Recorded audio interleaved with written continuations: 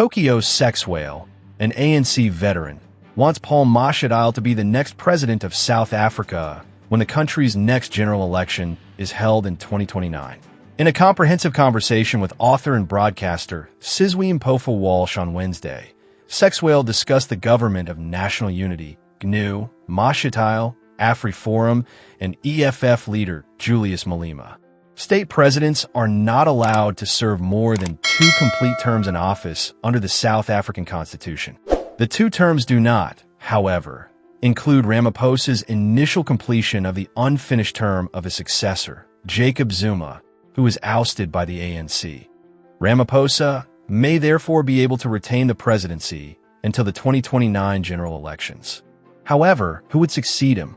Sexwale is in favor of Mashatile being the nation's future president in place of Ramaphosa. The president is in the departure lounge, I replied. Every day his luggage are packed. Mashatile is on his way. Is he going to be president? He should be, I hope. Do you know why? Because I've seen our actions at Polokwane. It's not pleasant that every president since Polokwane has had to show him the door and go like a dog. This organization in Mafeking was given to us by Nelson Mandela's African National Congress. We were cautioned, nevertheless. Sexwale said, read his closing remarks when he blamed leaders. Sexwale said that he is opposed to Ramaphosa being driven out of office. The main issue is that I don't want Cyril to be forced out of the office. It's not in my best interests. Maybe I don't like him, perhaps he has to go, perhaps. But regardless of who doesn't like him, I don't want this to happen again. In South Africa, it's common for presidents to kick him out. Therefore, it just contrasts everything if that occurs. As a result, history is not teaching us anything. We need to stop the ANC's bloodletting. Sexwale said that he will vote for Mashatile when the time came to cast his ballot. Therefore, I will cast my vote if there is a vote. Even if he loses, I will still get one of the lost votes. Since the ANC president has no term restrictions, Ramaphosa may run for office again in 2027 when the party's elective conference is held. Moaletsi Mbeki, a political expert, criticized Ramaphosa's leadership in 2022, claiming that the president is only a party agent rather than a leader.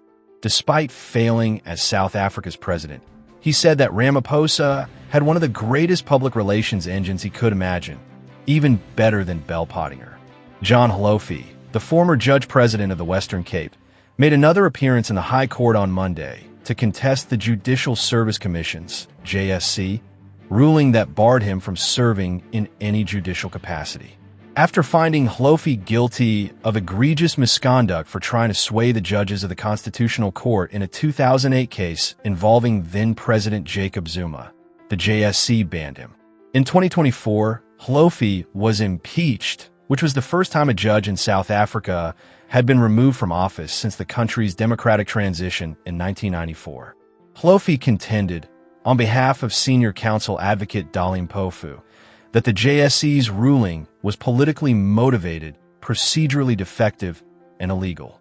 Our client wants to regain his dignity and respect the fairness principles, Pofu said. He said that the commission did not give Hlophe a fair hearing and went beyond its authority.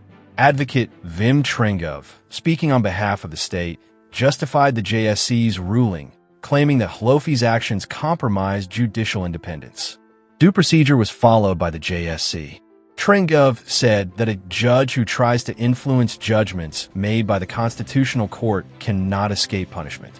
With signs that read justice for Hlophe and hands off our MP, supporters of the Umkhonto we Party, MKP, of whom Hlophe is now a member of parliament, gathered in solidarity outside the court. This is not just about John Hlophe. It's about ensuring judicial processes are free from political interference, MKP spokesman Malasilam Kinyama told reporters. But there is still disagreement among legal professionals. As advocate Tembika Ngukhartobi pointed out, it would be difficult to contest the JSC's conclusions. The integrity of the Constitutional Court must not be compromised. Judge Thandika Masiko said that a decision will be rendered in due time and reserve judgment. Hlophe's political career in the South African courts may be significantly impacted by the case's verdict. After the untimely death of her daughter, ANC veteran Thani Mata's house was visited by economic freedom fighters leader Juliusmalema. Malema, along by top EFF officials, offered the Matas family his sympathies and assistance at this trying time. Across South Africa's political spectrum, many have